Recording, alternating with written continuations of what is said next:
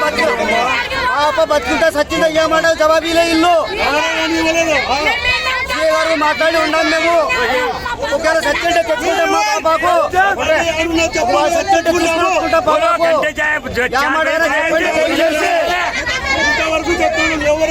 ఒక్క మాట కూడా చెప్పండి గారు.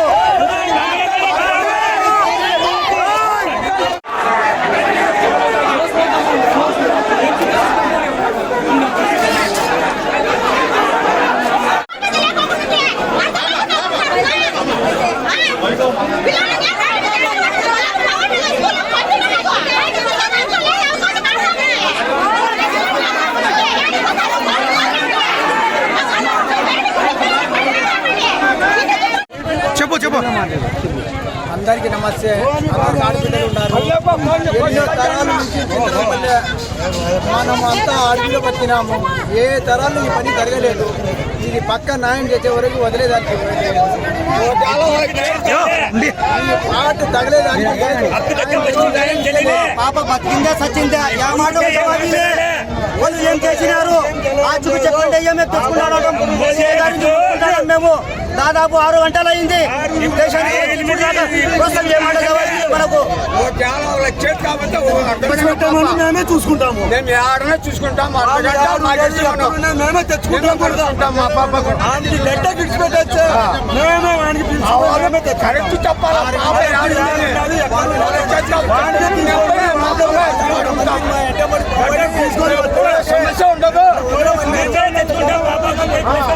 సమస్య ఉండదు. సమస్య ఉండదు.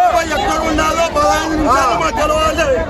అంతవరకు మేము 3 గంటలు 10 నిమిషాలు చెప్తారు. జరగాల్సిందే. చట్టం ఏం చేస్తాడో వాళ్ళు ఏం చేస్తాడో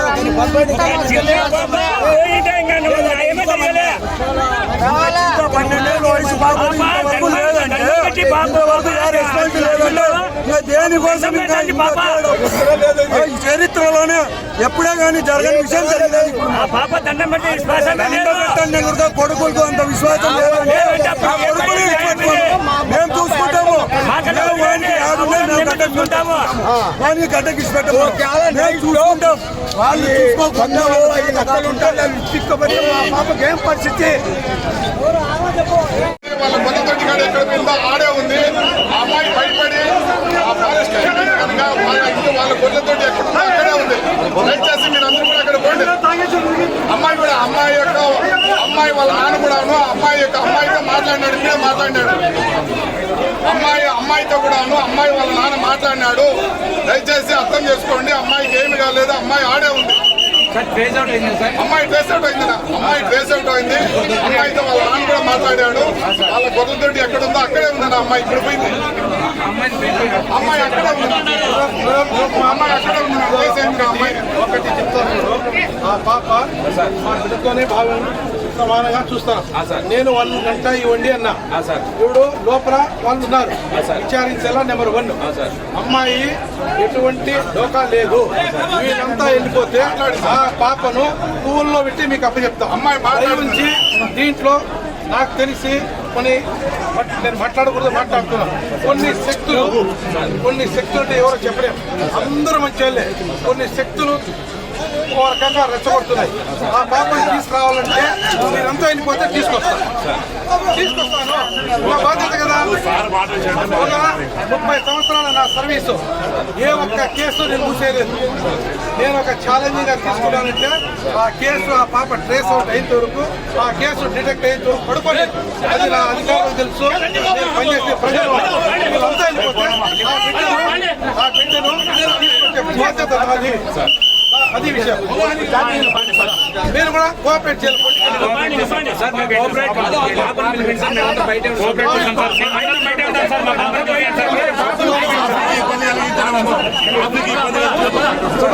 పాప ఒంటరిగా ఉంటే ఆ పాప భయపడతాను.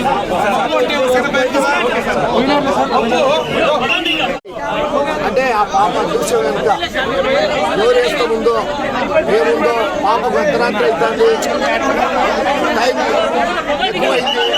ఏం జరుగుతుందో అనేటువంటి భయంతో వీళ్ళందరూ పాపము ఆ పాప మీద అభిమానంతో పోలీస్ స్టేషన్లో కొద్దిగా ధర్నా చేయడం జరిగింది. అయితే ఎట్టకేలకు ఆ పాపను సురక్షితంగా గొర్రెలు మేపే చోట షెడ్ దగ్గర ఉందని ఆ పాప అక్కడ ఉండే తోట యజమానితో ఫోన్ చేయించడము చాలా సంతోషకరమైన విషయము. ఈ విషయంలో పోలీసు వాళ్ళ సహకారము చాలా ఎక్కువగా ఉంది. పోలీసు వాళ్ళు మన డిఎస్పీ గారు అయితేనేమి, సిఐ గారు అయితేనేమి, ఎస్ఐలు అయితేనేమి ఈ విషయంలో ప్రతి ఒక్కరూ వారి యొక్క సహాయ సహకారాలు అందరికీ ఇచ్చారు. ఎక్కడున్న పాపను తీసుకొచ్చే బాధ్యత వాళ్ళ నెత్తి మీద పెట్టుకున్నారు. అయితే దేవుని దయ వల్ల ఆ పాప సురక్షితంగా దొరకడం చాలా అదృష్టము. ఆ పాపకు ఏదైనా ఇబ్బంది కలిగింటే విచారణ చేసి వాళ్ళ మీద తగిన చర్యలు పోలీసు వాళ్ళు తీసుకోవాల్సిందిగా కోరుకుంటున్నా. ఇక్కడికి వచ్చినటువంటి ప్రతి ఒక్కరూ ఒక మైనర్ బాలిక కోసం ఇంతమంది ఇక్కడికి రావడము చాలా సంతోషకరము. కాబట్టి దయచేసి ఈ విషయాన్ని ఇంతటితో అందరూ పరిగణలోకి తీసుకొని పోలీసు వాళ్ళ యొక్క సహాయ సహకారాలను మరవకూడదని మరొకసారి విజ్ఞప్తి చేస్తూ సెలవు తీసుకుంటున్నాం. ఈరోజు మన వేంపల్లి టౌన్లో ఒక అమ్మాయి సుమియా అనేటువంటి 18 నుంచి 19 సంవత్సరాల మధ్య ఉంటుంది. ఒక సంవత్సరం అటు ఇటున్నా కూడా ఈరోజు ఊరు అవుట్కట్స్లో ఉండేటువంటి వేంపల్లికి సౌత్ సైడ్లో గొర్రెలు తోలుకొని పోయింటుంది. ఆ గొర్రెలు తోలుకొని పోయే టైంలో అమ్మాయి మార్నింగ్ నుంచి 1-1:30 ప్రాంతంలో ఇప్పుడు వరకు క్షేమంగానే ఉంటుంది. గొర్రెలు మేపుకుంటూ ఉంటుంది. కొన్ని విషయాల దృష్ట్యా అక్కడ ఏం జరిగింది అనేటువంటిది మళ్ళీ నేను మాట్లాడతాను. ఎందుకంటే ఆమె వ్యక్తిగత విషయాలు ఇంతమందిలో మాట్లాడడం ధర్మం కాదు. అమ్మాయి కొద్దిగా ఆరోగ్యంగానే ఉంది. మాట్లాడిన తర్వాత వివరిస్తాను. ఆ అమ్మాయి వచ్చిండేదిను కనపడటం లేదని వాళ్ళ తల్లిదండ్రులు పోలీస్ స్టేషన్కు తీసుకురావడము.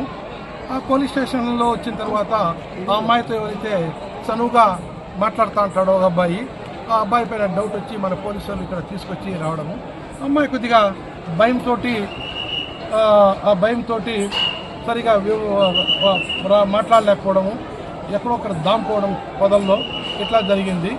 అంతలో సందర్భంలో ఈ ఎవరైతే అమ్మాయి తల్లిదండ్రులు ఉన్నారో, వాళ్ళ బంధువులు ఉన్నారో, వాళ్ళకి తెలిసినటువంటి బంధువులు ఉన్నారో వాళ్ళంతా పోలీస్ స్టేషన్ దగ్గర వచ్చి మా అమ్మాయిని ఎక్కడుంది ఖచ్చితంగా మాకు ఇప్పటికిప్పుడే మాకు సమాచారం కావాలని చెప్పి పోలీస్ స్టేషన్ ఎదురుగా ఆందోళనకు రావడము ఇవన్నీ జరిగినాయి.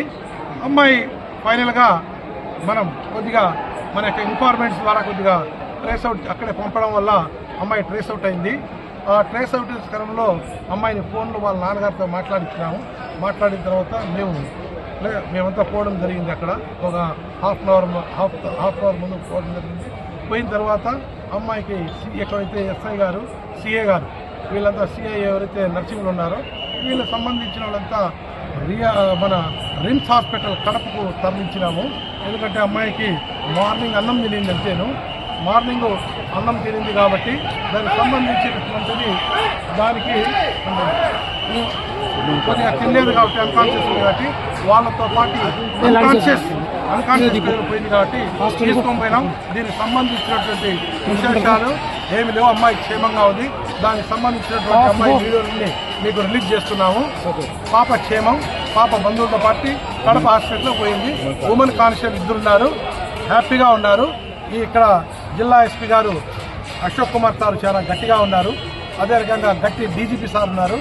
గట్టి గవర్నమెంట్ కూడా ఉంది కాబట్టి ఉమెన్ పట్ల ప్రత్యేకమైన శ్రద్ధ తీసుకొని పోలీసులో మేము మా సబ్ డివిజన్ సంబంధించినటువంటి ఎస్ఐస్, పక్కా SIs, traffic అజ్వలి, Tirupala Naik SI గారు, అదే రకంగా ఉరసై సిఏ గారు అంతా కలిసి మనం ట్రేస్ అవుట్ చేసినాం. మీ హ్యాపీగా ఉంటే మనం చెప్తాను. అమ్మాయి ఏం చెప్పింది సార్? కొద్దిగా అదే అమ్మాయి మార్నింగ్ అన్నం తినింది. అన్నం లేదు కాబట్టి కొద్దిగా మాట్లాడేటువంటి స్టేజ్లో ఉంది. అంత తప్ప ఏం కాదు. ఆరోగ్యంగా ఎలాంటివి ఏం లేదు. గాయాలు కానీ ఇంకోటి కానీ లేదు. వాళ్ళ మేకల దొడ్లు అయితే ఎక్కడైతే ఉందో దాని పక్కనే ఇంకొక ఆయన కూడా ఉన్నాడు. వాళ్ళకి సంబంధించినంతా చూసినారు, నీళ్ళు కూడా తాపించినారు. ఉండాలి ఒక హాస్పిటల్కి చేరుకొని కొద్దిగా వైద్యం పడితే అమ్మాయే మాట్లాడుతుంది. ముందు అనుకునే అమ్మాయి తల్లిదండ్రులు అనుకుంటానంటే ఏదైనా అఘాయిత్యం చేసింటారు కాదు, అదంతా ప్రస్తుతానికి మనం ఏది కొట్టేయలేము. ప్రస్తుతానికి విచారిస్తాము. అమ్మాయి మాట్లాడింటే కదా నేను అమ్మాయి చెప్పిన తర్వాత నాకు తెలిసి అట్లాంటివి ఏమి లేవు. గాయాలు అస్సలు లేవు. క్షేమంగా ఉంది అమ్మాయి. హాస్పిటల్ తరలించినాం. Thank you.